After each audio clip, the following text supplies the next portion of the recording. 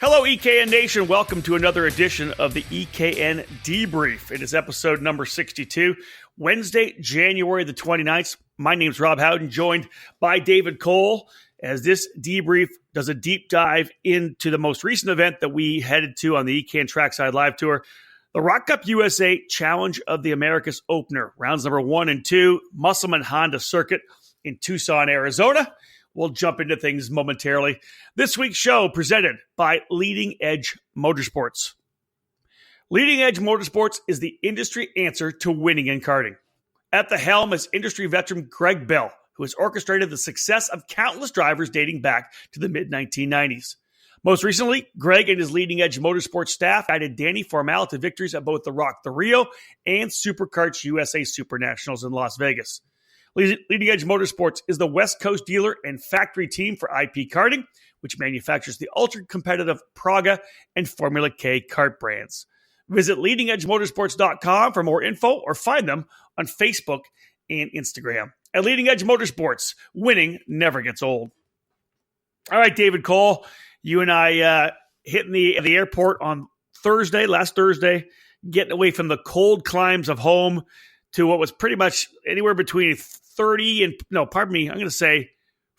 and 50 degree change. Because when I got into in my car at 3:30 in the morning on Thursday morning to go to the airport, it was 24 degrees, and it was 72 one of the days in Tucson. I was happy with that. Yeah, close to a 50-degree change in weather. Yeah.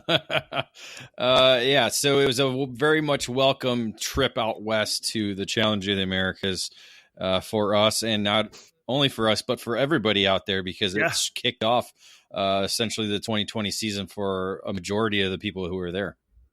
Yeah, the West Coast drivers, obviously their first event. You know, the East Coasters have had a couple already in Florida, but the first West Coast event in Arizona.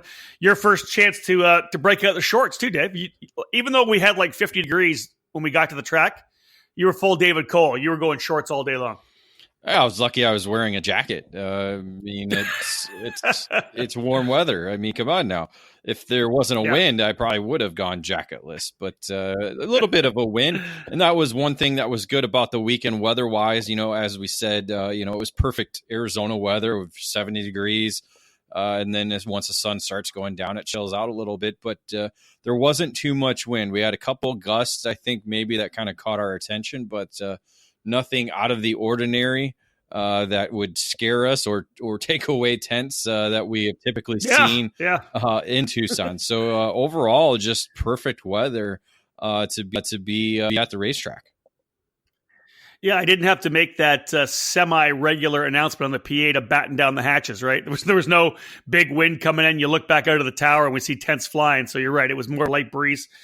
Challenge of the Americas, the opening 2 rounds of the 2020 season at Tucson. We'll go to Cal Speed in February and then Sonoma in March. But David, the Challenge of the Americas kicking off their 13th season, 3rd season running the Rock Cup USA program on the Vortex power plants. 8th time that the program has visited the Musselman Honda Circuit in Tucson. Great track, 12 turns, 0.8 of a mile. We ran it in the counterclockwise direction, which has been done the other way as well. The track is a replica of the Suzuka circuit in Japan. And David, again, in the Outlet podcast, we did the preview before the weekend. We talked about how we knew going there was going to be great racing because the track, just the layout, the way it's designed, it's fast. There was overtaking to 1, 2, 4, 5, 9, and 11, and maybe 12 as well, over under. The track just races so well. Yeah, don't forget turn 3. Guys get a little crazy going through 2, so you get a little switchback there. Yeah, true. And then again, anytime through the S's, and if you can poke a nose in there, you might get a little get through one of the corners that might not necessarily be a high percentage maneuver, but it can be done. But yeah, any corner really there was a passing opportunity, as we said in our outlap heading into the weekend, and the over 100 entries proved that throughout the weekend in all the different categories. Yeah, one of the things, a change, we talked about this in the preview podcast, was the fact that Tucson being moved back to the first race of the year. Last year, it was the second race of the year. So let's jump into the by the number segment of this debrief.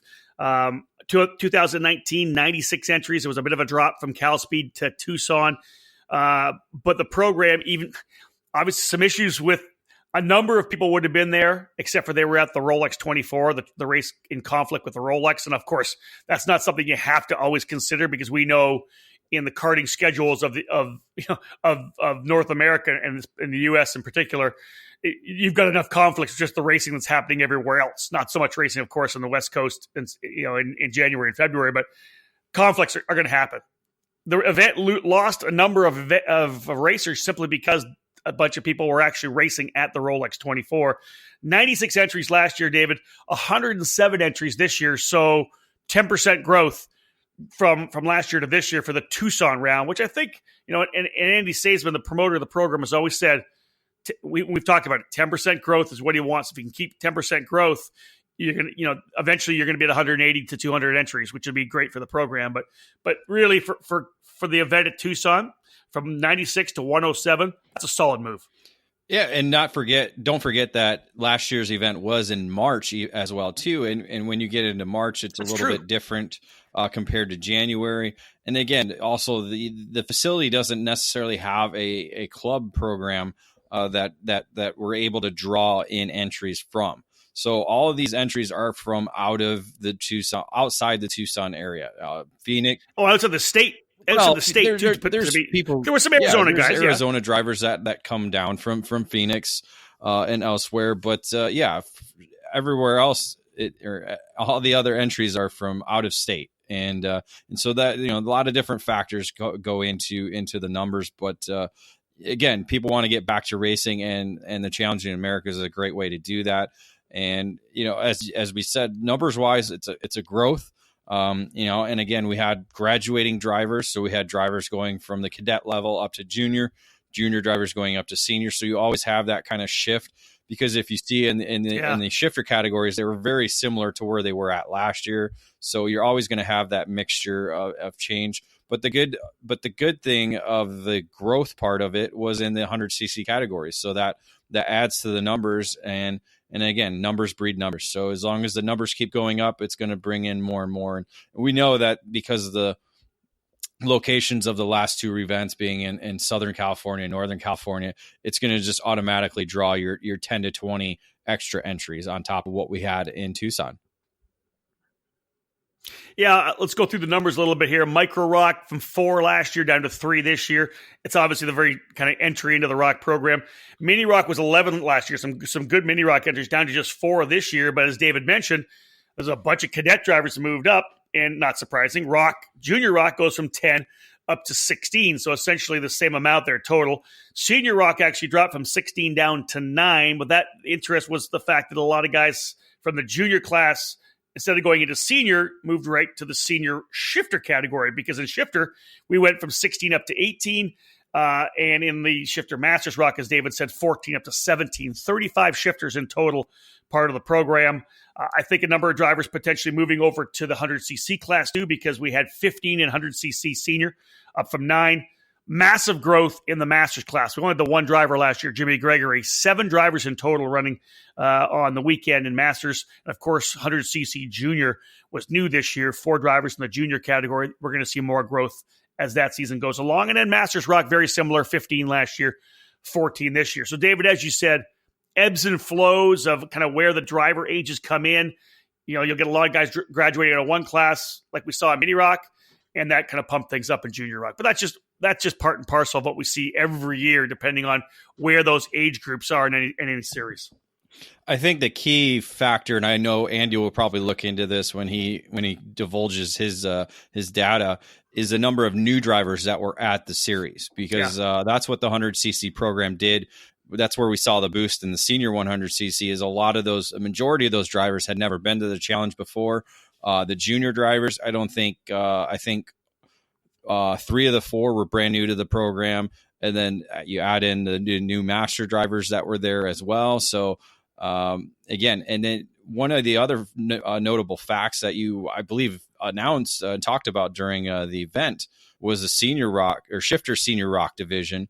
A number of the contenders that were there last year were not in Tucson. So again, if they come back to either where Cal Speed or at Sonoma, that's going to even bring the numbers up even more there, adding to the number of junior drivers that graduated to that category that are racing in that division, plus the new drivers who are just part of that class to begin with. So just a lot of different scenarios going into how the numbers unfold themselves. All in all, though, 10% growth, and that's the key to any program. 107 entries total. I would expect there'll be over 120. I think it's going to be easy to top. At Cal Speed could be 130. And again, talk of potentially 150 when they get to Sonoma in late March. Folks, stay with us. We're just getting things underway here on episode 62 of the EKN Debrief. David and I going over the Rock Cup USA Challenge of the Americas opener from Tucson. Acceleration Kart Racing is your first and only stop on the internet for karts, parts, and safety gear to get you on the track. ShopAKRA.com offers a great selection of karting equipment on a user-friendly website. Acceleration Kart Racing has aligned itself with many of the top manufacturers and distributors in the sport to ensure that all the latest equipment is available to you, the consumer. With customer support available 6 days a week, you can be confident about getting the right parts at the right price. Be sure to visit shopakra.com today or stop by their headquarters in Las Vegas. Also, follow them on Facebook, Twitter, and Instagram for the latest specials, clearance items, and new products.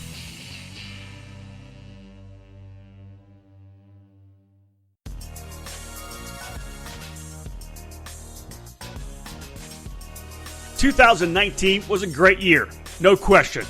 But the offseason is here, and I know that your mind is already thinking about next season. We all want to get better and improve our skills and our racecraft. And maybe you're tired of missing the podium or even the championship. So what do? Here's what I think. Take a breather from throwing money at the newest speed secret and a new chassis you don't quite need yet. Invest in yourself. Take yourself to the next level as a driver. If you want to improve your results, do what every athlete does, regardless of the sport. Get professional coaching. And in karting, there's only one choice. The Alan Rudolph Racing Academy, located at the state-of-the-art Speed Sports Racing Park in Houston. Alan Rudolph is a legend in our sport, and he's been a coach for over 15 years. The Alan Rudolph Racing Academy offers custom coaching programs for newcomers and experienced racers alike. Train with a champion with over 30 years of racing experience to get proven results. Get ready for 2020 by calling 866-607-7223 or head to speedsportsracingpark.com to learn more.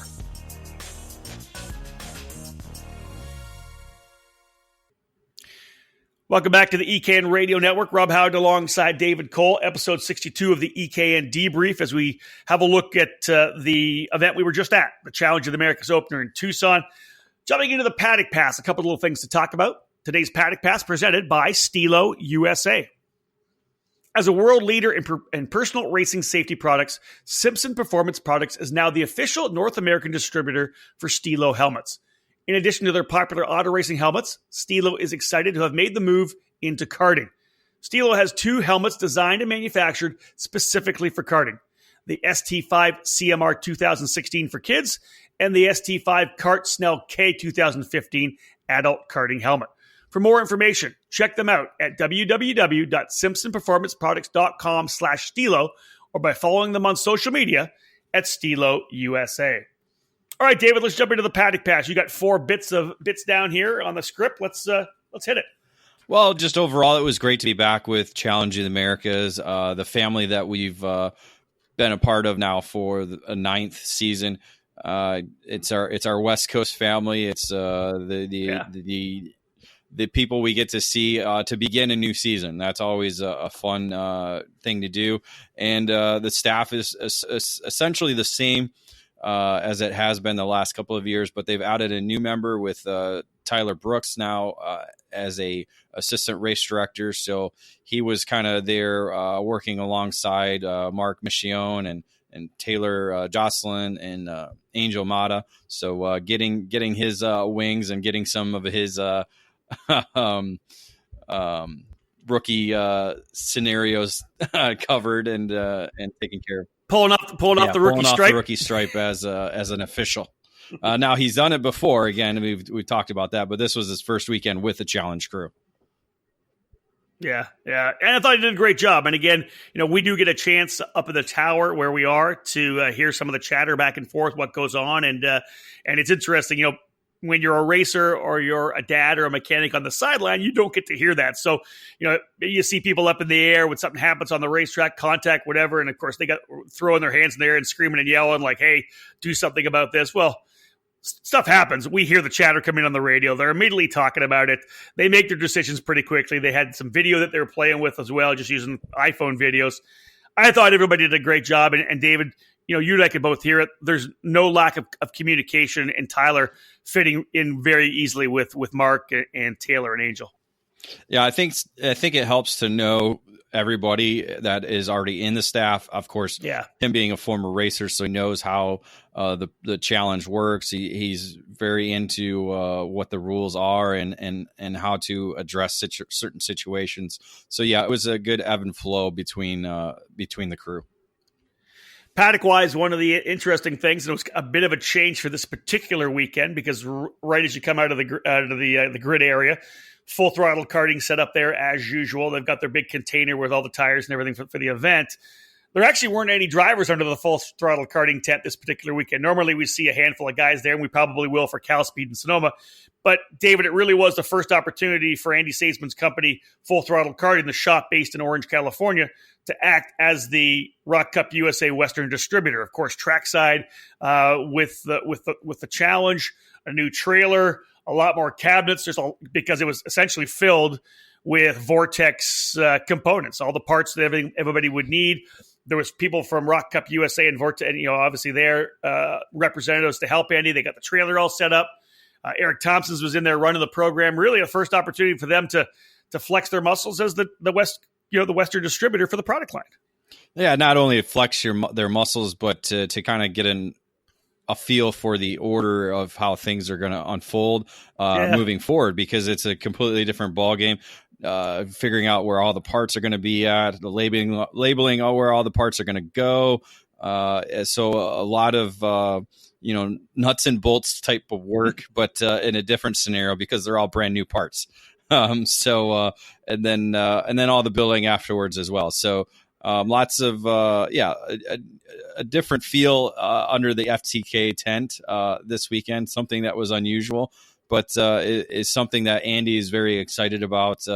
Making sure all the customers and dealers have all the parts that they need right when they need them.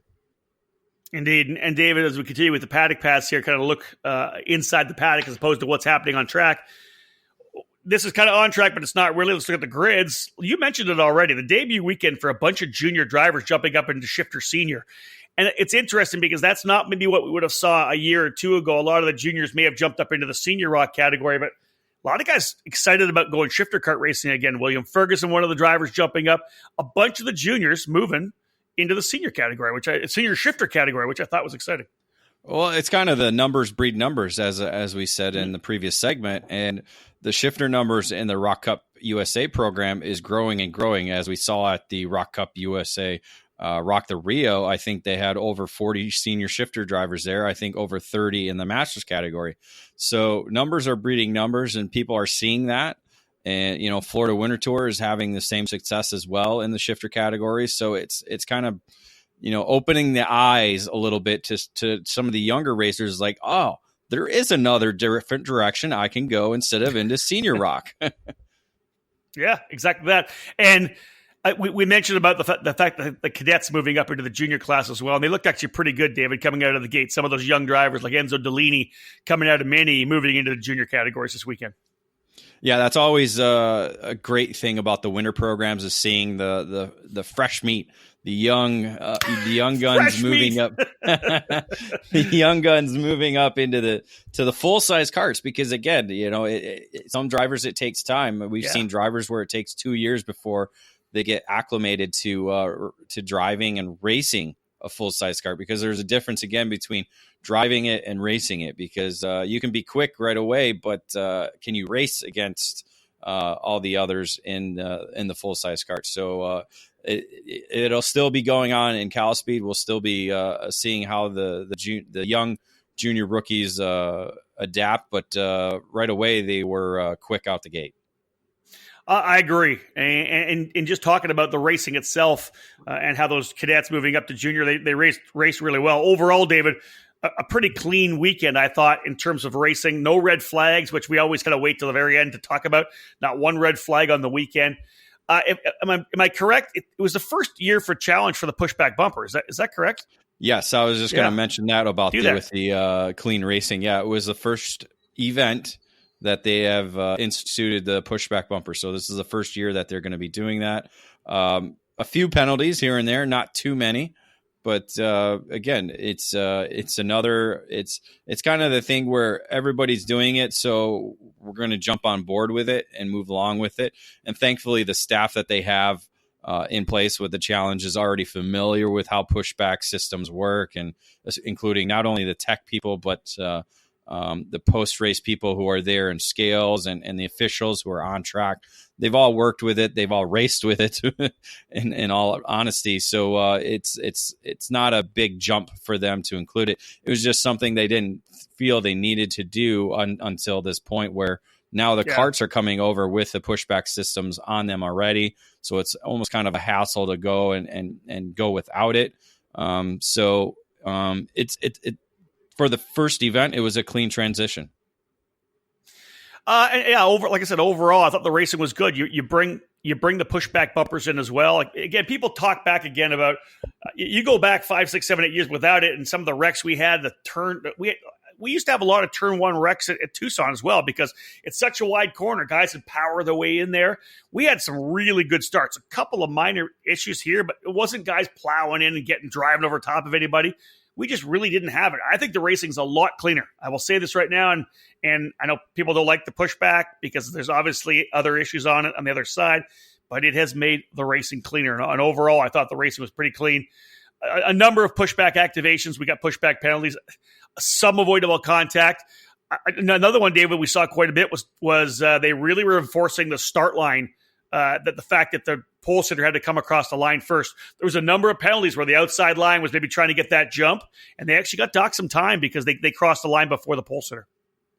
Well, not only that, but also 2 wheels or even 4 wheels out of the tram line at one point in one of the senior 100cc races. So they're again, they want to make sure the starts are clean. Everybody's where they're supposed to be. They want to make sure the pole position guy is the guy leading the field and not the off pole.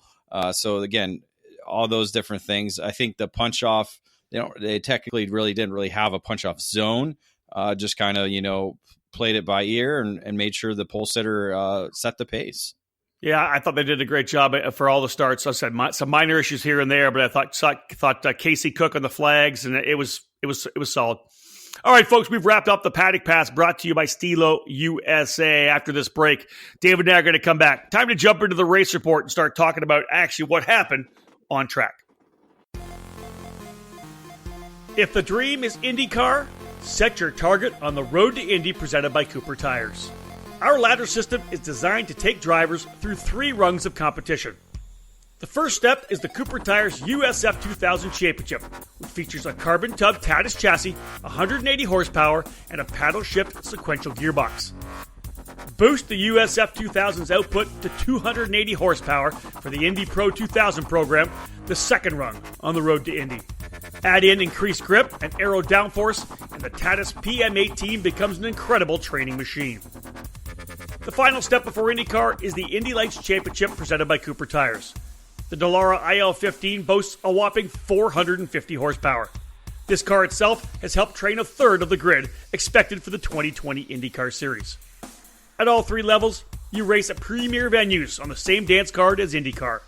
Showcase your skills under the watchful eyes of IndyCar scouts and owners. Former Carters fill the roster of Road to Indy graduates in IndyCar, like Joseph Newgarden, Pato O'Ward, Connor Daly, Zach Beach, Jack Harvey, Felix Rosenquist, Colton Herta, Charlie Kimball, Renus VK, and 2019 Indy Lights champion Oliver Askew. Racing karting graduates like Kyle Kirkwood and Braden Eves are in the middle of their journeys right now as well. Follow in their footsteps. If you want to race IndyCar, there is only one choice: The Road to Indy, presented by Cooper Tires.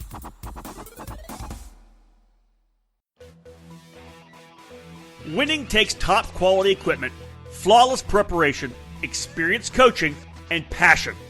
And at Team GFC, we live our passion. Team GFC is focused on 2020, and we're set to make our debut at the Rock Cup USA Florida Winter Tour in the East and return for more victories at the Challenge of the Americas in the West.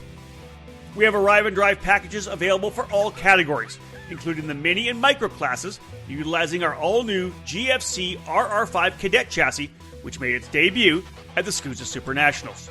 Join Gary Carlton and his passionate team in either of these popular winter programs to kick off the 2020 season on a winning note.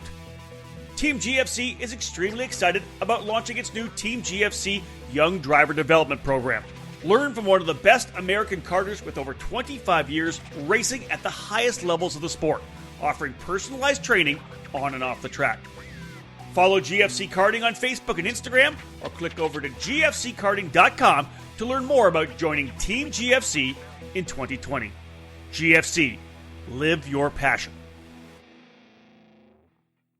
Welcome back to the EKN Radio Network, episode number 62 of the EKN Debrief, as we review the opening round of the Challenge of the Americas from Musselman Honda Circuit in Tucson, Arizona. Time to jump into the race report, which is presented today by Rawlson Performance Group. At the Rawlson Performance Group, we strive for ultimate success. We're more than just an arrive and drive race team with countless wins at the national regional level. Our focus is on complete driver development, and that's where the success is fueled. We combine one-on-one coaching, on-track instruction, and intensive data debriefing with unparalleled kart and engine prep. Our program will help you raise your game, and we'll take you to the next level. If that's your goal, RPG needs to be your next move. All right, David, let's jump into the race report here now. Again, with the big numbers, some super exciting racing. Senior Shifter Rock out of the gate. Who's going to be quick? We'll see what happens. Well, from the very get-go, I think Hunter Pickett showed us that he likes Tucson, he likes the GFC chassis, and he was absolutely on his game because Hunter Pickett really dominated the weekend. Yeah, we expected to see some good racing. We did see some good racing. Unfortunately, it wasn't for the victory because Hunter Pickett essentially dominated the weekend, leading from, I believe he had fast time even on Friday's pre-qualifying session all the way through the final checker flag on Sunday. Here's one thing I think is interesting. I obviously played the Hunter getting on the pole. For the starts, they didn't actually have a parallel start for each row. Row 1, row 2, row 3. Every row was staggered, right? So there's 1, staggered back to the outside pole, staggered back to 3. So it was all staggered back. So no one, with the Hunter getting off the line pretty well each time, he was never really challenged in turn number 1. And the way the racetrack kind of plays out with 1 and people stacking up in 1, and then he's the first guy through turn number 2, 3, that the right-left combination, and then guys thinking about it there, and then same thing, guys diving down into each other into 4. I want to say in almost every race, he probably had a 1 second lead or 1.5 second lead the very first lap. He used that starting spot and the staggered grid absolutely to perfection to be able to pull away. And if I recall correctly, the reason they actually brought all the drivers over and talked about how the starting procedure, and I think it's because of the way the lines were painted on the racetrack. And again, it's the track who's done it. They're a little bit too close front to back.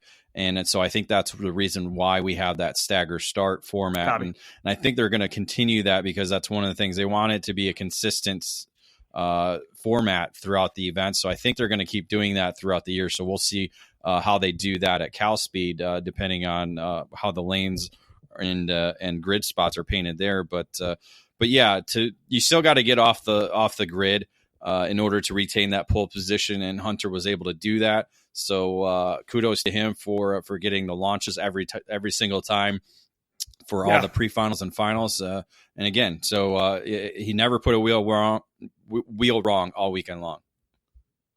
He dominated the day both Saturday and Sunday, but we'll start with Saturday. Qualified on pole, ended up going to the pre-final victory, but it was his young teammate Cole Shade who actually put a ton of pressure on early. There were times where he was right there with Pickett, but in the end, in that main event, they essentially checked out in the 22-lapper on Saturday.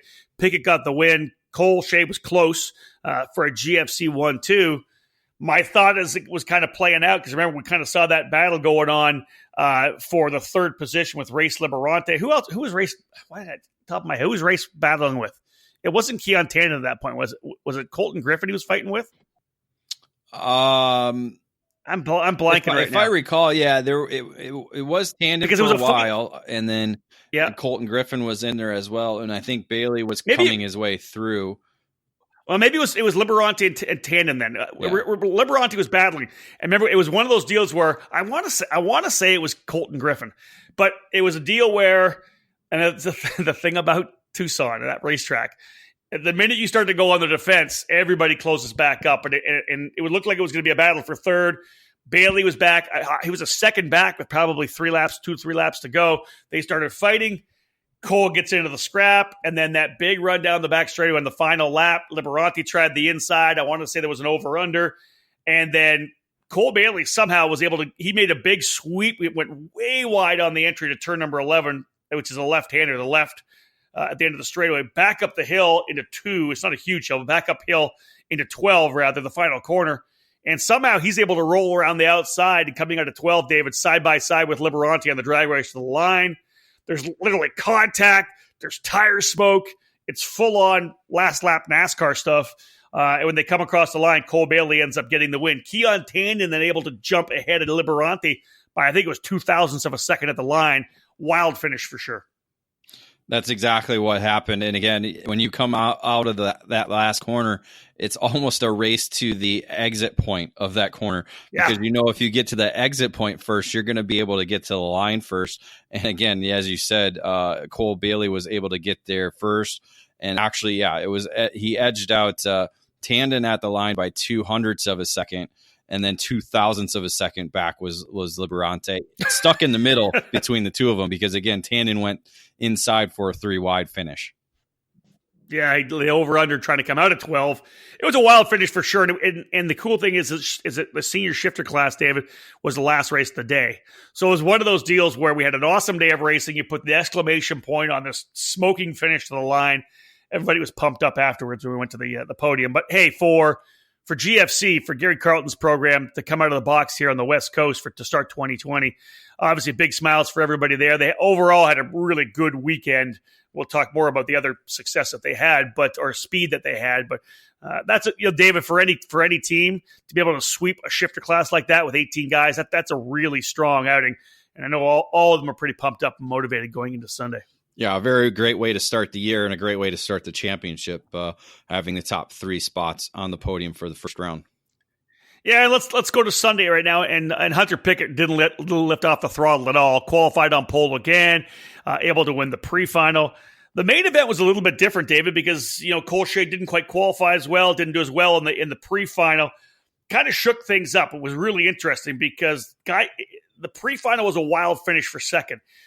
In that, again, last lap kind of battle. William Ferguson does an over-under when there was a battle in front of him, and he ends up finishing second in the pre-final, which puts him on the outside of the front row.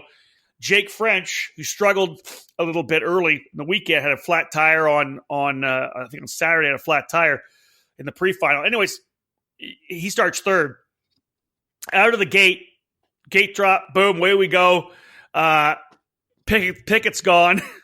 William Ferguson from the off pole slots into the second spot, and he's got Jake French, obviously one of the top shifter car drivers in the country, behind him on the Burrell Art machine, and William went on full defense mode to try to hold that spot. Right, here he is in his essentially debut weekend driving a shifter, last year's Junior Rock champion.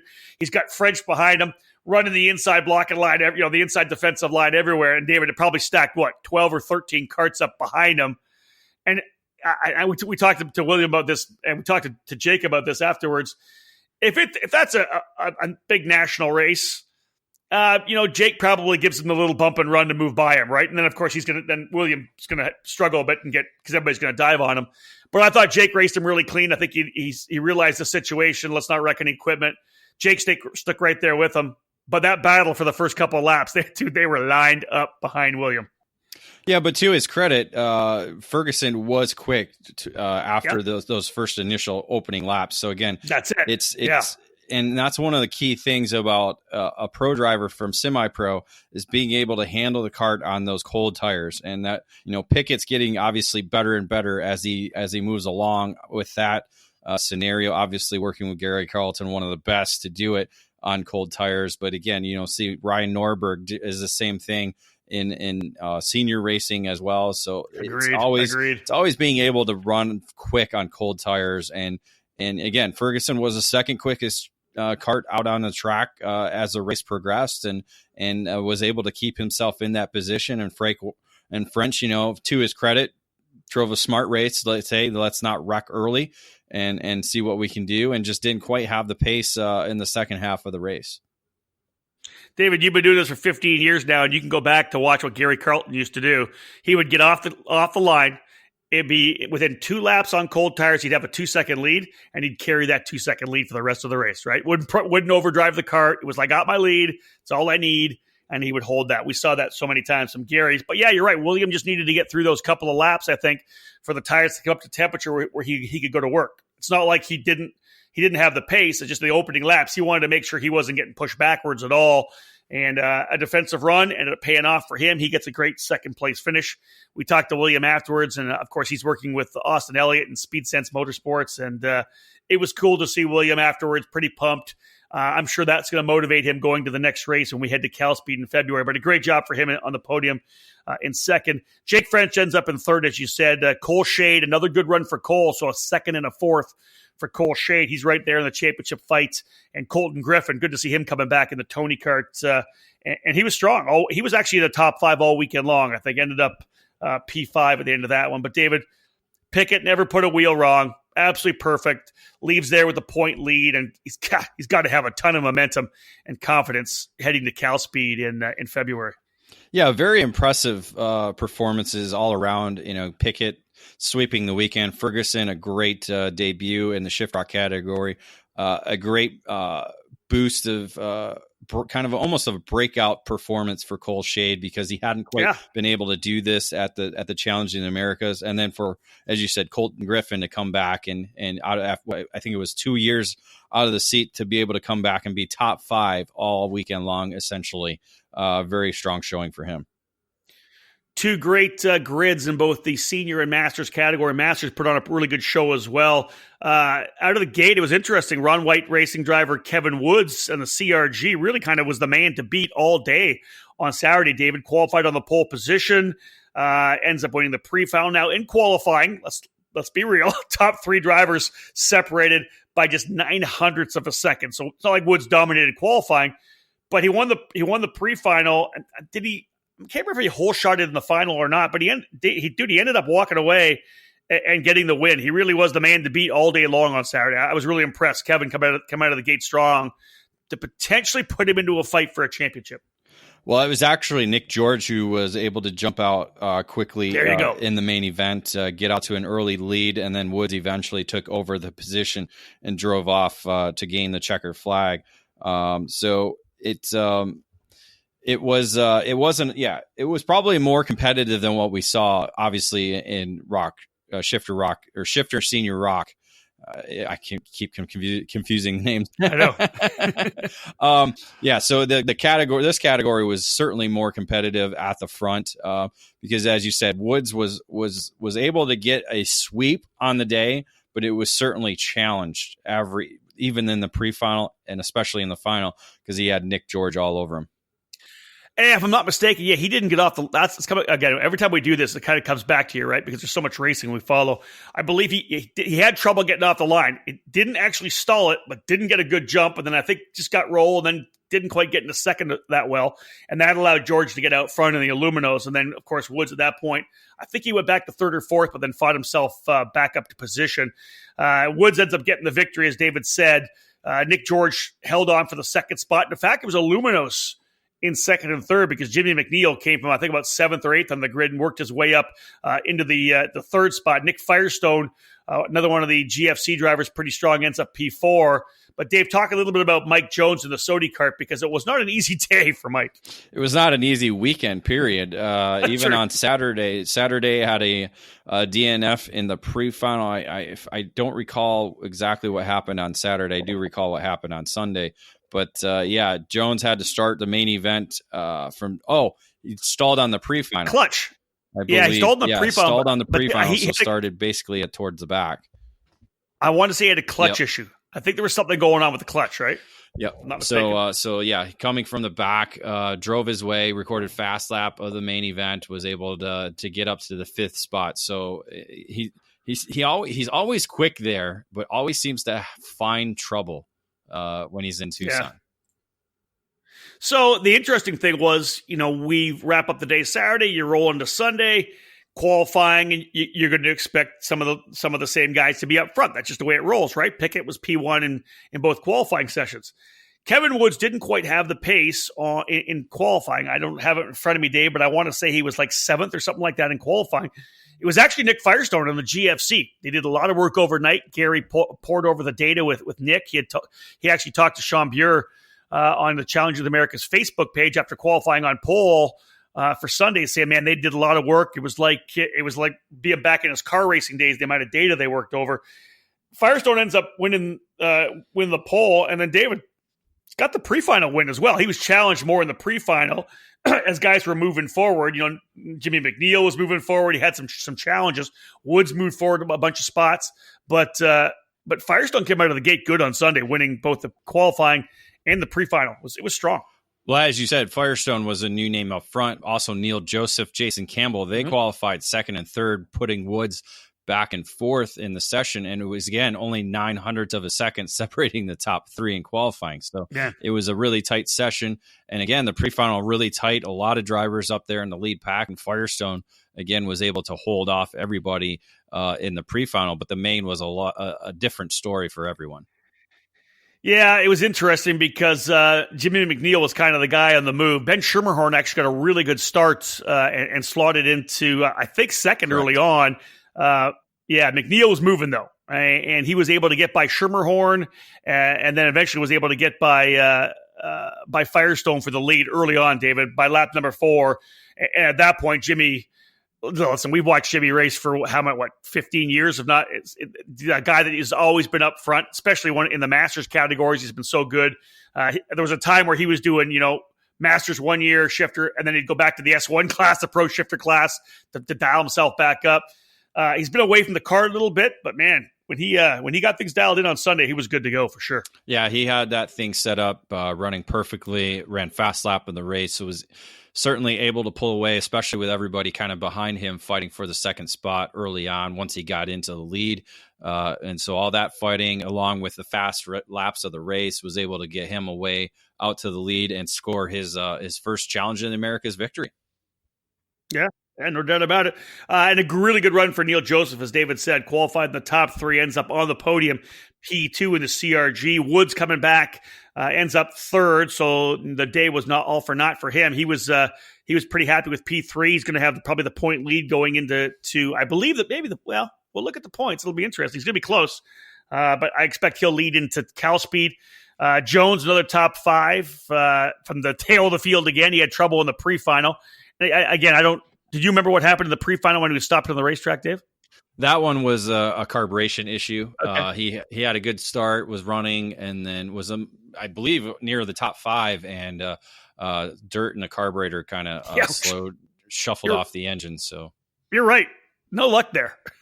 No luck whatsoever. So he started actually at the very, very back of the 17 kart grid. The guy actually right in front of him stalled at the line. He had to do this big jump to the outside. Mike's really good off the line, was able to get rolling. And I want to say he was up, was it around 9th or 10th, I think, at the end of the opening lap. He was on a tear trying to come forward. Yeah, at least I believe he was top 10 by the time they completed the opening lap, and then all the fighting for the second spot allowed him to close in even closer and make some early moves to get even closer, and then again ended up finishing 4th ahead of Schermerhorn with Firestone getting pushed back all the way to 6 in the main event. So looking at the points, though, Jimmy McNeil actually leads the points by 3 over Kevin Woods. Wow. And again, that some of that comes down to where you in the pre-final fast laps. Obviously, the fast laps are worth a lot. Pre-final, not a ton of points in the pre-final, but enough that it can make some changes. So there you go. I've proven wrong. McNeil, your point leader, coming to Cal Speed, which is interesting for sure. David, what I really like about this category is a lot of different guys able to find speed. Like if you look at the top 5, Woods, George, McNeil, Firestone, Jones, Joseph, and Schermerhorn. So it ends up being 7 different guys in the top 5 at the end of both days of racing. So there's a lot of guys in the fight for a championship here for sure. Well, just the top 10, top 11. You look back if you look at the points, Calvin Chen, former champion, he's back in 11th. Jason Campbell was in the top 10 all weekend long. Terry Lawrence wasn't quite there, but we know he has the ability to be quick. He said he needs to get in shape. Yeah, he did say that. We know how that goes. I mean, come on, we know how it goes. That's part of being a Masters driver. And Terry's a top 5 guy from the Supernats. We know that he can make it happen in Masters. He was at the lunch break on Saturday. He just told me straight up.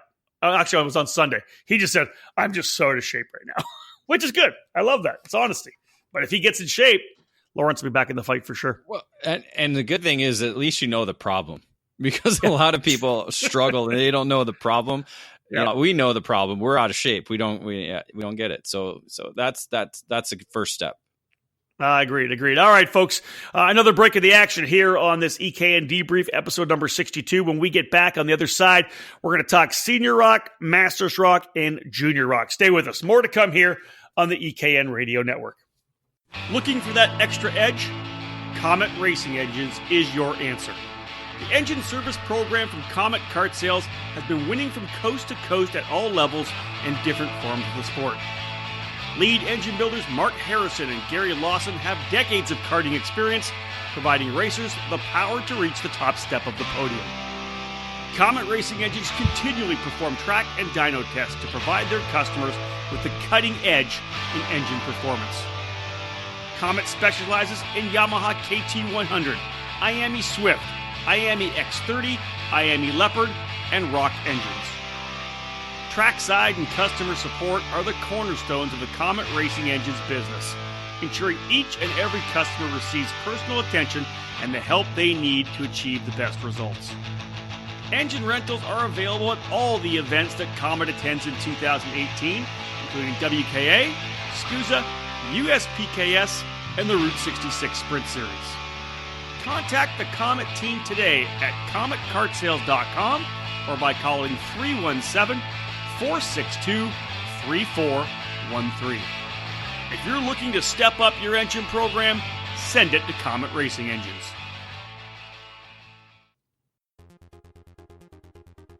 The first round of the fastest growing Rock Cup program in the U.S., the Challenge of the Americas, is already in the books. So get out your calendar and mark off the final 2 dates on the schedule. It's the program's 13th season and year 3 of our Rock Focus, and the kickoff to 2020 in Tucson was exciting. The field will be even bigger for the next stop of the series at Cal Speed Karting in Fontana on the February 21 to 23 weekend, and the finale at Sonoma in NorCal Wine Country on March 27 to 29 is shaping up to be the biggest races of the 3. Do not miss it. Our classes include Micro, Mini, Junior, Senior, and Masters Rock, our multi-manufacturer 100cc Junior, Senior, and Masters categories, and our well-supported Rock Shifter and Rock Shifter Masters program. We're by far the largest shifter program in the West, with 56 unique competitors and an average of 32 shifter drivers in just 2 categories last winter. There were 35 Rock Shifters in Tucson, and more are expected for Cal Speed in February. Prizes include tickets to the massive Rock Super Final in Italy and the Rock the Rio event in Las Vegas. Event 2 is set for February 21 to 23, so head to the series website at challengekarting.com and get registered so you can join us in Fontana. Let's rock! Welcome back to the EKN Radio Network. It's episode 62 of the EKN Debrief as we report on the opening round of the Challenge of the Americas, rounds 1 and 2, actually. at Musselman Honda Circuit in Tucson, Arizona. Rawlson Performance Group sponsoring our race report for this edition of the podcast. David, let's jump into the Senior Rock category. Not a huge field, 8 drivers actually running throughout the weekend. Hopefully we'll see more when we get to Cal Speed, but a couple of names I think come into the forefront, one of them being Jake Drew. Yeah, we knew Jake Drew was going to be one of the contenders going into the weekend, being a 2-time winner last year. This year, now on the Comp Kart chassis. Last year was a different brand, but Jake certainly has the speed and quickness to be among a contender everywhere he goes, and certainly showed that Saturday as he was able to sweep the opening round of the series. I think one of the key factors, though, was the performance or lack thereof of Oliver Calvo. A pre-final, an engine issue as they were doing the warm-up lap put him off into pit lane, and then starting from the back in the final, tried a little bit too aggressive move on the opening lap, resulting in contact, and essentially drove off into the pit lane. So 0 laps completed for Oliver Calvo after qualifying.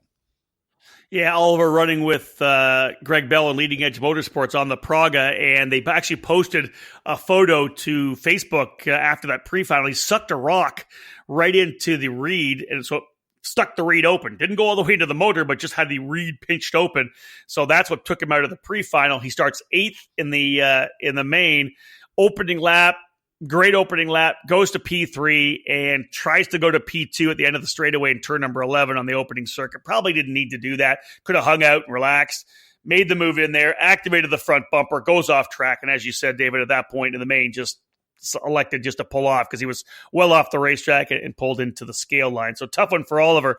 But with Oliver out of the action, Dave, that really just allowed Jake Drew to pull away and score the victory. Yeah, able to pull away, score the victory over senior rookie Liam Lech in the FA kart, with Canadian Griffin Dowler completing the podium on the Tony kart, Bajoy Garg in 4th, and Ryan Martin on the CRG in 5th. I thought Lech was a pretty good story, Dave, because you and I talked about him in the Outlap preview podcast before we came. One of the junior drivers moving up to senior, and man, he didn't flinch whatsoever, did he? No, Lech certainly has began his senior career with a strong performance for the weekend overall, earning 2 podium finishes, as we'll talk about on Sunday. So to be able to run alongside Drew and Calvo all weekend long, certainly going to build the momentum moving forward in 2020. Yeah, let's move to Sunday, and really it came down to a 2-driver battle. Not even so much a battle. Calvo, of course, trying to redeem himself after the issues on Saturday, qualifies on pole with the Praga. He ends up winning the pre-final as well in the main event, jumps out into the lead. Jake Drew comes up, starts to put the pressure on, was right on the rear bumper for the longest time, but Calvo never flinched at all, Dave, and that's what I thought was really interesting, because I was just waiting for Drew to try it somewhere. But it just seemed like, obviously Jake's a veteran driver now. He was right behind Oliver. It was, I think you and I both figured, okay, these guys are going to push away, and then we're going to see a battle over the last couple laps. Well, it really didn't play out that well for Jake over the 22-lapper, because in the end, in the last kind of quarter of that race, Oliver was able to pull enough of a gap where we had no challenge whatsoever over the final couple of circuits, and Oliver kind of just walked his way to the win. Yeah, Drew was quick early, recorded the fast lap of the race on lap 7. But again, Calvo had that late race pace that was a little bit better than Jake. So as you said, was able to establish enough of a gap where Drew wasn't able to challenge, and again, led all 22 laps for the victory.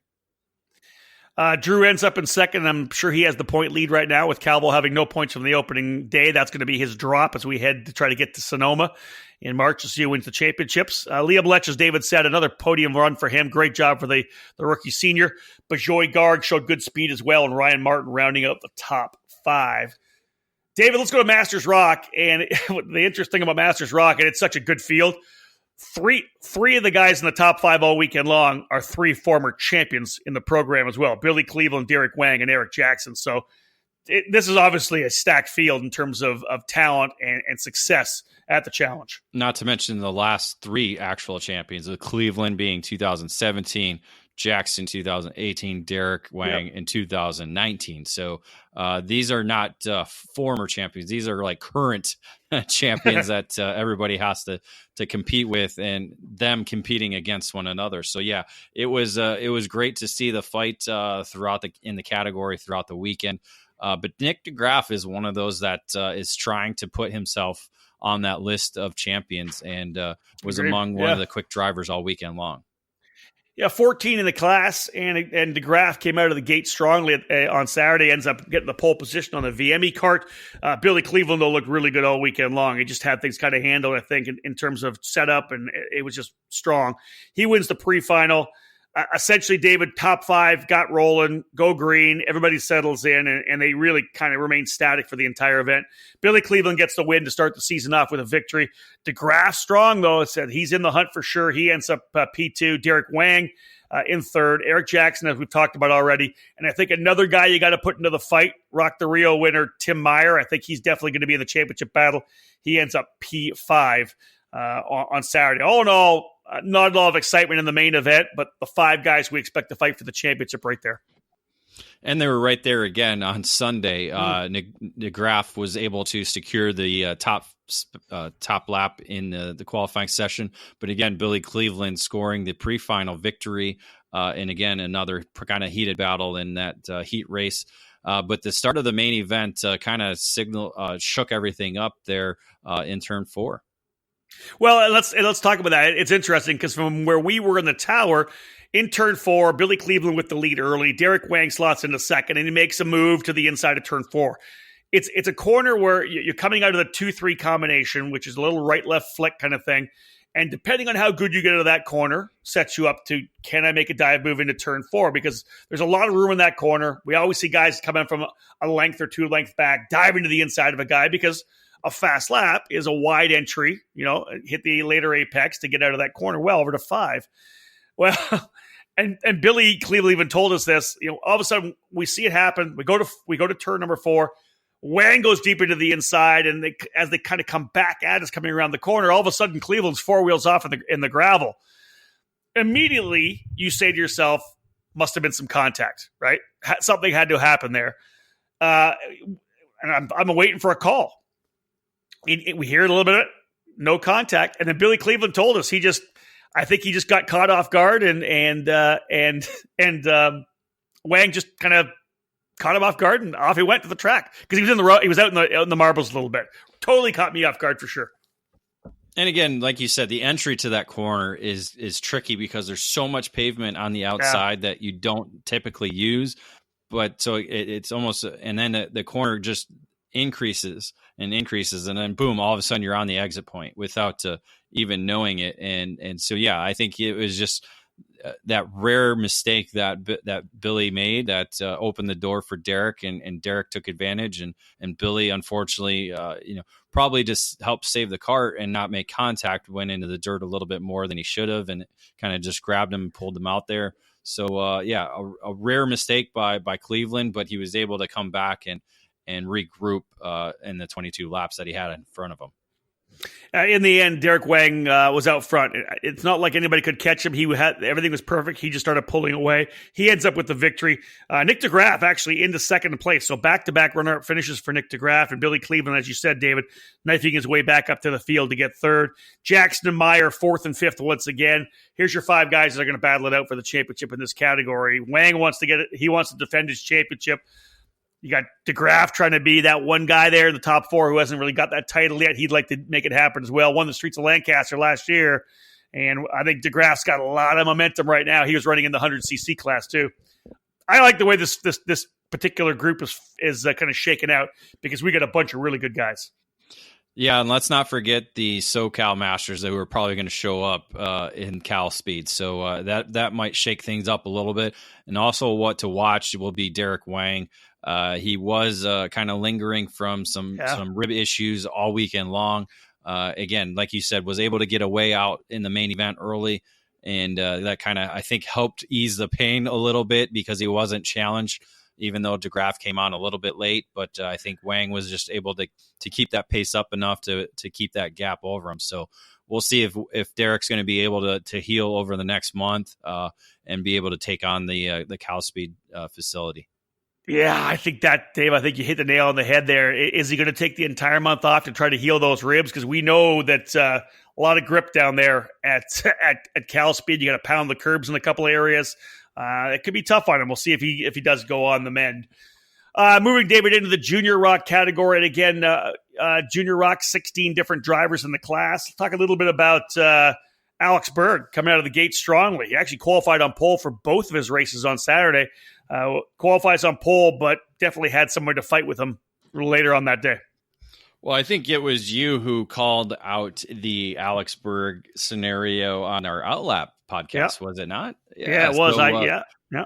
So it was you who called Alex Berg. He was going to be a dark horse. Well, he technically really wasn't much of a dark horse because he was up front all weekend long. As you said, qualified on pole in qualifying. But Enzo Deligny, last year's mini rock champion, making his junior debut, was among those that were right behind him. It was really a Ryan Perry Motorsport battle all weekend long, or all Saturday, with Berg, Deligny, and AJ Zarcone moving over to the team for this event. All three were able to break away in the main events, get away. It was really, though, Berg and Deligny that were out front more. Zarcone kind of lost the lead draft, and then so it left the top two to battle.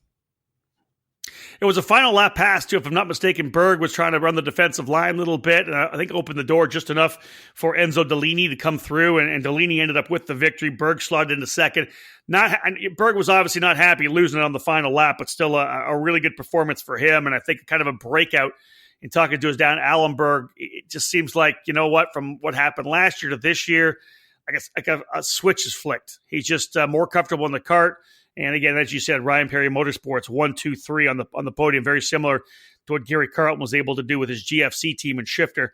The RPM drivers Deligny, Berg, and Zarcone sweep the podium on Saturday. Frankie Mossman I believe, is he on I think he was on an FA kart for the weekend. Mossman was, and ended up finishing in the fourth position. Macy Williams, a winner last year, ends up P5 in the category as well. Yeah, Mossman over with Nash Motorsport, working with Chris Freckleton all weekend long on the FA kart. Let's move into Sunday, and early Sunday, Enzo Deligny, obviously very strong, gets that win on Saturday, got a lot of momentum, feeling really good about where they are kart-wise. The RPM guys have those Tony karts working well. He qualifies on the pole position, wins the pre-final. Main event, though, David, a little bit different in the junior class because Frankie Mossman, who was pretty strong on Saturday, stepped it up one level on Sunday, was actually able to reel in Deligny and eventually took over the lead and the race win. Talk more about the race itself. Yeah, it looked like Deligny had the advantage all main event, but as the race went on, Mossman was closing and closing and closing. You're like, oh, we're going to see a last lap shootout, and it is exactly what happened. Mossman got there, went on an attack when the white flag waved. Deligny held him off on turn one, but as they went into turn two, Enzo went wide to set up for the turn, and Mossman just dove right inside, took over the position, and from there was able to hold on all the way to the checkered flag to score the victory, his first at the challenge. And yeah, Dave, a tough place to get past, especially on the final lap into turn number two, because when that happens, you totally lose the exit from the corner, right? Because you can't turn in quick enough. And he was way late for turn number three, and really it gave Mossman enough of a gap that Enzo wasn't able to come back. Mossman, I think down the back straightaway, probably had about 4 or 5 kart lengths and was able to run to the flag unchallenged. So Deligny gets second. Zarcone ends up in third. Williams another top 5 in the 4th spot.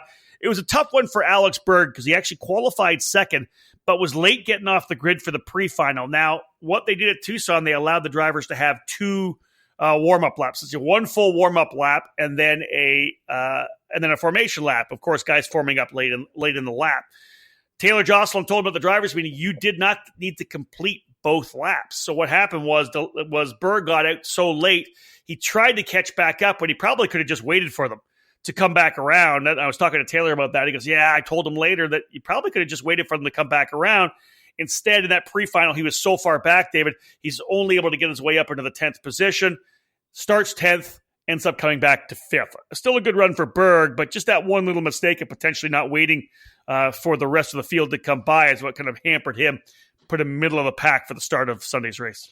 Yeah, it could still come back to be a significant issue come points time. We'll see what happens, but overall, as you said, being able to drive up from 10th from where he was to finish there was solid. So that's I'm looking at the points. They have the wrong points results, so I'll have to message Shelby because I was going to see how far back he is on points, but they have it wrong. So so we'll see how that unfolds as the season goes along. But to be able to drive from 10th to 5th was still solid.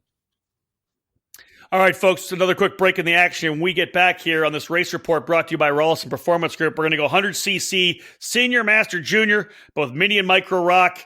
We'll wrap up this edition of the race report. EKN Debrief number 62. Stay with us. More to come. In racing, experience is priceless. Franklin Motorsports is a leader in the karting industry with over 50 years of combined karting experience, and we can provide you with everything you need to go racing. With a large online product selection, select track support events, and a wide variety of shop services, Franklin Motorsports is your complete karting source.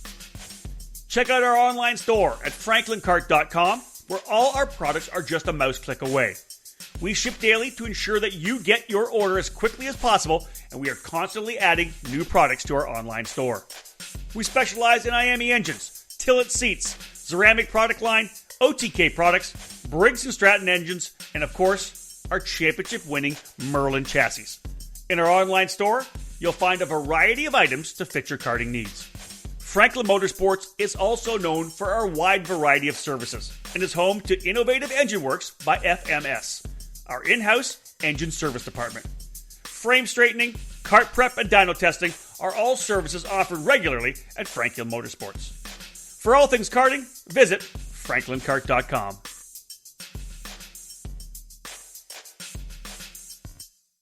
If you want to drive the best, drive a CRG. Our countless race wins and championships prove this fact, including taking the KZ Finals at the SCUSA Super Nationals and the CIK World Championships in both 2016 and 2017. Our material is second to none. After years of independent American importers, CRG is now managed directly by the factory and run out of our state-of-the-art headquarters in Texas. CRG Nordam is the American arm of the CRG factory in Italy, and we're serious about success. We stock a wide variety of parts in all of our chassis, from the CRG Hero for the mini categories, to the Heron for tag racing, the Road Rebel for gearbox competition, and the new FS4, which has been designed specifically for American 4-cycle Briggs racing. If you're ready to step up to the national level, do it with a factory race team that competes across the USA. CRG Nordam is a full factory effort with the best personnel and the finest equipment. We're serious about winning, and you should be too. Welcome back to the EKN Radio Network. Rob Howard alongside David Cole, EKN Debrief number 62 as we report on the Rock Cup USA Challenge of the Americas opener in Tucson. David, let's jump into 100cc Senior, and the bottom line was it was Oliver Calvo all weekend long. Very similar to what we saw with Hunter Pickett in the Senior Shifter Rock category. Was Calvo in the Senior 100cc division, essentially leading every single lap both days. Nearly every single lap both days. Saturday was a complete sweep, leading both pre-final and final wire to wire. Colby Dubato, defending champion, was right there in second, just did not have the pace to keep up close. Toby Longnecker making the jump up from, I believe he was junior last year, moving into senior this year, running third on the Aluminos. It was a kind of a good fight behind the top two. So Longnecker was third with Everest Fedler on the comp cart in fourth and Jackson Dunn on the comp cart in fifth. Yeah, the two forward direction motorsports drivers, Everest Fedler and Jackson Dunn out of Colorado, looking really good, fourth and fifth. There was some good scrapping outside the top five or top two there for a majority of the run. On Sunday, Calvo just kept coming. It was working. Again, he and Dubato under the Leading Edge Motorsports tent. Calvo qualifies pole, wins the pre-final, essentially walks away to score the win. But David, talk a bit about the battle at the very end, because, and I guess I don't want to say that Calvo walked away, because Colby Dubato was essentially there with him for a majority of the race, kind of, but not close enough to challenge, but close enough to stay with him. But really, the guy that put the show on in that last race was Toby Longnecker. Well, actually, Dubato was able to challenge and take away the lead for just a little bit. Just a time, yeah. Which allowed Longnecker to close in, and that's what made it a 3-driver battle as we took the white flag. Again, Longnecker started at the back, had an issue in the pre-final, so came from 15th on the grid all the way up to run down the top 2. But again, that fight between Calvo and Dubato as we came up to the white flag kind of helped that out. But again, yeah, Longnecker was able to mix it up and get in there and fight. It was kind of that turn 4 to turn 5 area where you kind of go 2 wide, 3 wide, inside, outside, kind of moving all around, trying to find position. Longnecker was almost had that lead for a brief second, but Calvo was able to squeeze away and get it. And then and Longnecker was able to beat out Dubato to the line for the second spot. You know what I love about turn 5, David, is if you do run the defensive line on the inside and you try to carry a lot of speed, then you're gonna push wide. And we saw a bunch of guys go wide and into kind of the rum. There's like the dirt and the grit on the outside of that there. The tire clag that gets out there, and guys will almost push off the racetrack. And again, if a guy's on the inside, you can go outside, and it's a pretty easy over/under as long as the guy doesn't brake check you a little bit. And we saw a lot of guys get a better run out of 5 and beat you into the S's, right? Because then it's the right hand into turn 6, 7, 8, 9. And again, another deal with the minute the leader starts to go in the defensive line and they start battling at all, guy from 3rd or whatever position is going to be able to get up in the fight. Overall, I thought Longnecker did a tremendous job working his way back to 2nd. Yeah, it was pretty amazing to watch certain carts go through 5, because just even a couple feet offline, it was almost like you hit water. And the cart just it almost didn't want to turn at all. And even one cart went, I think, off-wheeling, off-roading for the entire S's section because of getting wide at the exit of turn 5 and jumping curves and jumping the jumps that are there for the dirt bikes and everything like that. Yeah, right. So it was a bit exciting once a cart got off the actual racing line. Now, not the race winner, not on the podium, but I think one of the great runs of on Sunday, David, was Eddie Shimon, who started back in the 12th position, was able to work his way forward, did a pretty good job coming forward, made a lot of great passes, kind of just took his time. It's 22-lap distance, right? Took his time, worked his way forward. He started 12th, ends up getting up into the 4th spot for Shimon. Good run for him. And then Baden Dunn as well, another one of the Dunn brothers, working his way into 5th on the comp card. Overall, a pretty good run. Dunn started 9th, ends up P5. That battle right there, right? 4th, 5th, 6th, 7th was a pretty solid one. Yeah, so 7 different drivers in the top 5 over the 2 days. So a very competitive category. But again, Calvo winning both main events to earn 3 on the weekend. Certainly a solid start to 2020 for him. We talked about the increase in numbers in the Masters 100cc class. Last year, it was just Jimmy Gregory at the first 2 races, and myself and Calvin Chen jumped into the battle at Sonoma, along with Craig Yeske on the Sunday to have 4 drivers, 7 in total on the weekend here in 100cc, which is great. Really, it came down to a couple guys, Tim Meyer and Nick DeGraff, Steve Brucker, a young driver who has over 200 pounds fully suited, so he gets to run the Masters class as well for JH Motorsports. Those 3 drivers were really primarily in the fight, but in the end, it ended up being Meyer and DeGraff. Yes, it was all 3 drivers fighting for it throughout the weekend. Meyer was essentially the driver to beat, though, on Saturday. Meyer earning fast time in qualifying, winning the pre-final, and then again earning the complete sweep on Saturday with the main event victory. DeGraff just not able to get by him on the Saturday main event, ended up finishing 2nd on the Ital cart. And as you said, Brucker right there in 3rd. Dana Estes finishing 4th in the VME cart, and Ronaldo Neves in the comp cart finishing 5th.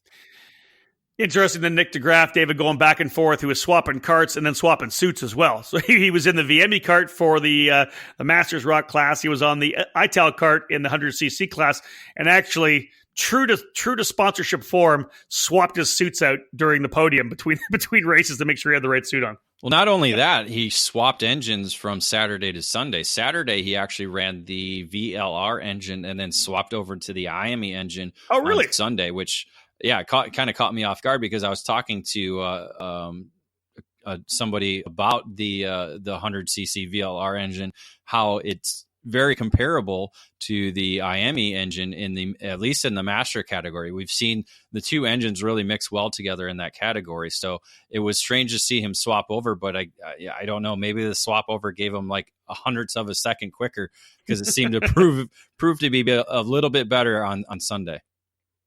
DeGraff ended up with his third pole position of the weekend, swept the poles in the Masters class, ends up pole on Sunday. We mentioned that Stephen Brucker run in with the guys, and he was right there for a majority of the time battling back and forth, top three. There was actually a top four with Estes early on Saturday. Excuse me. But Brucker actually, David, ended up winning the pre-final as well, started on the pole for the main event, but in the end, talk a little bit about the way that shook down. Yeah, as you said in the pre-final, it was taking advantage of that turn 4, turn 5 situation. Brucker was able to take advantage of DeGraff and Meyer battling it out to be able to score the pre-final win. But in the final, just wasn't able to keep pace with DeGraff and Meyer and kind of fell off the draft a little bit. But DeGraff was able to come across with the lead with 2 laps to go and hold off into the end to score the victory over Meyer. Bruckner ended up finishing again in third with Estes and Neves in fourth and fifth. Yeah, DeGraff really bided his time the whole time, didn't he? He just sat right behind Meyer for a majority of that race, just waiting. They were pushing away.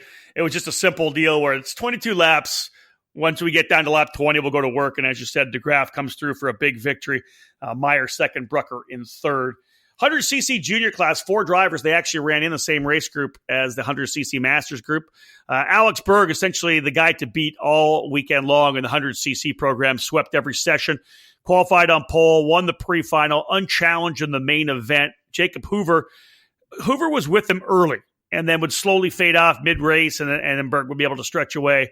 Hoover on the Burrell Art Machine ends up in second. Andrew Chapman in third on the comp cart on Saturday, David.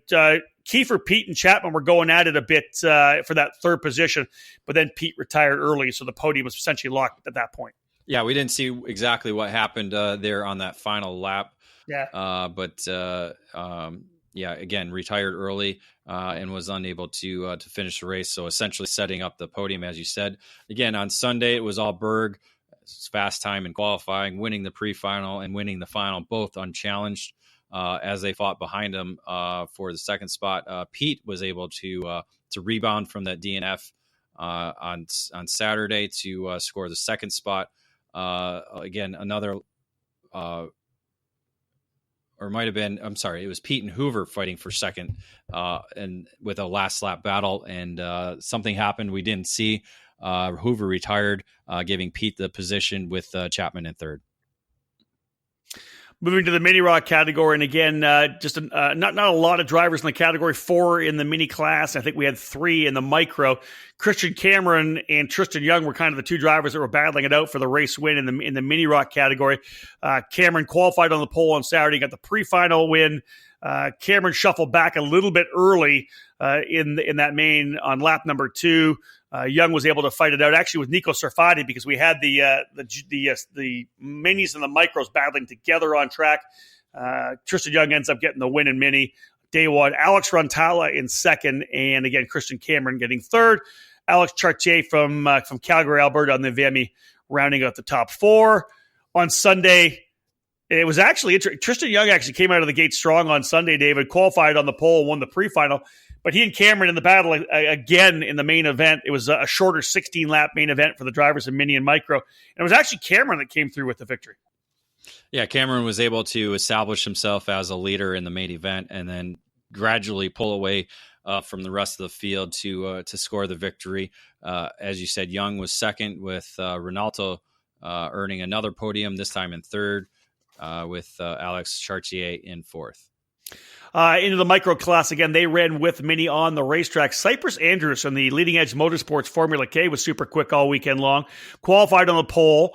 Nico Sarfati, part of the GFC Young Driver Development Program on that new GFC chassis. He ends up winning the pre-final. In the main, did Sarfati actually win the main event? Or because I know that he got the 10. Yeah, I thought he didn't he? Sarfati won. Yeah, he won the overall race. He was fighting again with the Mini drivers at the front, but a 10-second penalty for advancing past the commitment cone before the start was given was handed to Sarfati. So it took away again the overall win and took away the micro win as well. Yeah, essentially, they're late from the grid. It was weird in that start. Everybody kind of checked out. The drivers and they nobody could catch away. They actually had to wave them around again. Essentially, what happened was Sarfati. They got past the commitment cone where you've got to be in your grid spot, and he wasn't there yet. So he drove after he got past that. He should have just slotted into position where he was. Instead, got up to his position, and it's a 10-second penalty. So a learning experience, a teaching moment for Sarfati there. Kyle Drysdale ends up getting the win on the Nitro. Andrews finishes second and Sarfati in third.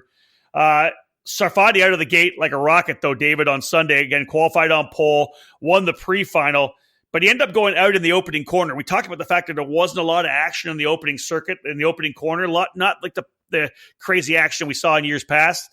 Although in this particular race, Andrews, I can't remember if somebody got to the side of him, whatever it was, but in the end, he ended up being out in turn one. And then at that point, it was Sarfati and Drysdale 1-2.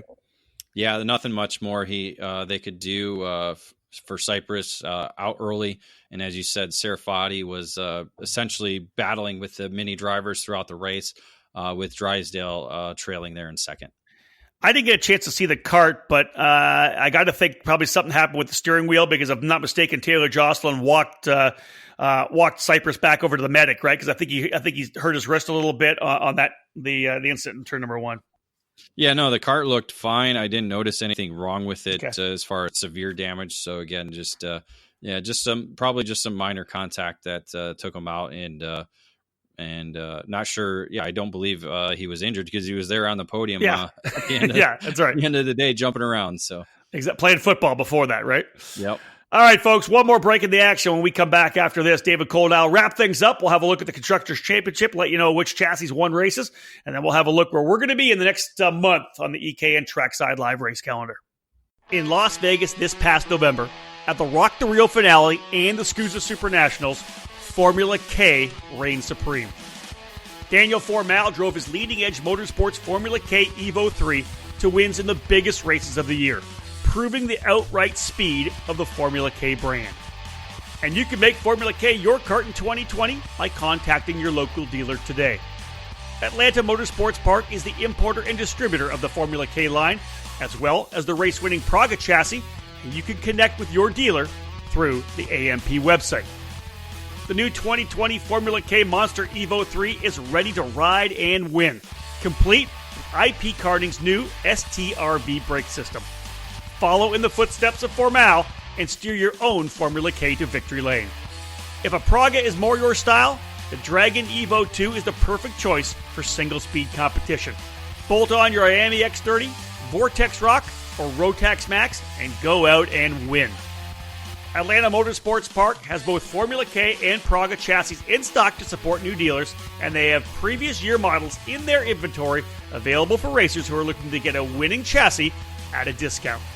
Head to atlantamotorsportspark.com/karting to learn more about Formula K, Praga, and AMP's karting program. At Solo Kart USA, designing and manufacturing the most driver-friendly karts has been our goal from the very beginning. Design, build, test, and then race. Over and over and over until it's perfect. The result is a kart that gives you complete confidence, knowing that the equipment can get the job done, and you can focus on what separates every field in karting: driver talent. How do you know how to tune your team's chassis if you're not driving it yourself? At Solo Kart USA, we drive our own karts and we race regularly. Solo Kart is our program, and we race what we sell. Every lap we turn, at tracks all over the country, provides information and feedback that we use in further developing our chassis. After 4 years of dedicated testing and competition, our Solo Kart USA program is exactly where we want it. It's ready for you. Louis Westover put our Solo Kart SK2 on the X30 Senior podium at the opening round of the SuperKarts USA Winter Series in January, topping 50 other drivers. And our own Adam Pettit followed suit with a second-place finish in X30 Master. Check out www.solokartusa.com to learn more and break away from the pack. Welcome back to the EKN Radio Network. Time to wrap up this edition of the Debrief, where we talk about the Challenge of the Americas opener from Tucson, Arizona. David, let's jump into the wrap-up notes. Bottom line is dominating performance for Hunter Pickett and GFC in the Shifter Senior Rock category. Just a tremendous week. Swept all the sessions, and of course GFC 1-2-3 on Saturday. Yeah, certainly dominating performance. Impressive. 4 wins now in the last 2 challenge events at Tucson. So Pickett is 4 for 4 in the last 2 events there. Certainly a solid mark to set as we move into the new year. It could have been 4 wins for Calvo had not been for that DNF in the main event on Saturday in Senior Rock. Calvo, a very impressive weekend with Leading Edge Motorsports and the Praga chassis, earning 3 of the 4 3 wins in the 4 main events that he took part in. Very solid performance by him. I was really impressed, I know you were as well, David, by the drivers that graduated up a class. Obviously, Enzo Delaney and AJ Zarcone looking really good in the junior category. William Miller, a podium in Shifter Senior after winning the Rock Junior Championship last year. Guys that moved up classes were very impressive, and it bodes well for what they're going to be able to do in their first year in this next level. Yeah, really cool to see Ferguson up there in the Shifter Senior Rock podium, fighting it out with Jake French. So we'll see, how he progresses moving over to Cal Speed. Certainly a different track to compete on than is Tucson. And then we know when he goes home to Sonoma that he'll have the confidence there to certainly run up front. Yeah, a lot of track time there as well. Awesome numbers in the 100cc categories. Of course, that big growth in the Masters class, the debut of the junior class at 4. We talk about numbers breeding numbers. People are going to see this and go, okay, that's awesome. If I go to Cal Speed with my 100cc machine, I'm not going to be racing against 1 or 2 guys. It's going to be 10 or whatever. Maybe I'll add to that. It'll be 8, 9, 10. I think we're going to see more growth there as well. And the bottom line, David, all the categories very likely to see an increase in numbers when we get to Cal Speed. And then again, another bump when we get up to Sonoma. How about you go through the Constructors' Championship for us? Let us know which chassis were able to get some wins. It was a very diverse weekend, certainly for victories throughout the 10 categories. So essentially 10 winners on the weekend. 11 different chassis scoring victories over the 2 days. Tony Kart leading the way with 4. The GFC chassis winning 3, obviously 2 with Pickett.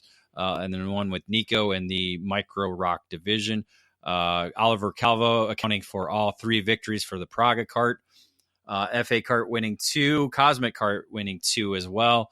Luminos, Comp kart, CRG, Ital kart, Nitro kart, and VME kart all winning 1 race. Wow. Yeah, no doubt, right? That's a lot. We'll see what happens in the next event, folks. Now it's time to wrap things up with the EKN Trackside Live race calendar presented today by PSL Karting. The 2019 season marks the 25th anniversary for PSL Karting and North America's importer and distributor for the legendary Burrell Art brand. They'll move into their 26th season here in 2020. PSL Karting is your complete source for all things Burrell, providing this top quality product both through their expansive dealer network or through their own PSLkarting.com online store. Arrive and Drive programs supported by PSL's experienced staff and in-house engine program are available for all major U.S. and Canadian events. When you're ready to win, call PSL Karting or visit one of our dealers. All right, David, let's wrap things up. Our EKN Trackside Live program, of course, presented again this year by Cooper Tires. We got a week and a half or just over a week, and I'll be heading south to the SCUSA Winter Series finale, rounds 3 and 4, down at AMR Miami Homestead Motorplex, presented by MG Tires in Homestead, Florida. Counterclockwise direction. We're going to spin it around and go in a different direction this particular time. So it should be pretty interesting. And of course, Dave, talk a little bit about the next event we go to that you and I go to, February 21, 22, 23.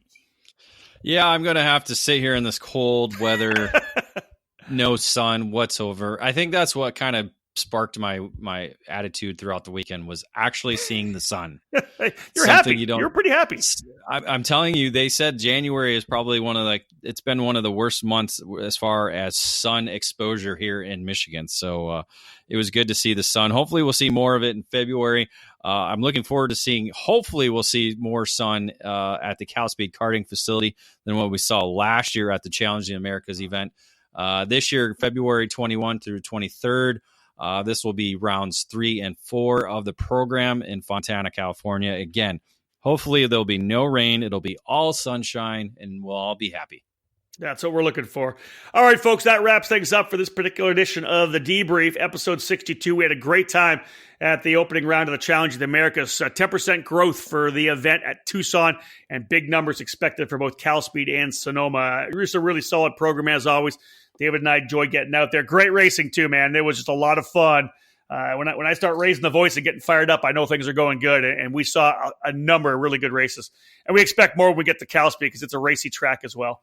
Thank you so much, folks, for joining us here on the EKN Radio Network. Please remember, all our content comes out on the EKN Radio Network first, the streaming 24/7 karting radio station. Then we'll turn it into podcast form. You can get it on iTunes, Google Play, Spotify, and, of course, you can always listen on podbean.com. Thank you so much for joining us, folks. On behalf of David Cole, my name's Rob Howden. Bye for now.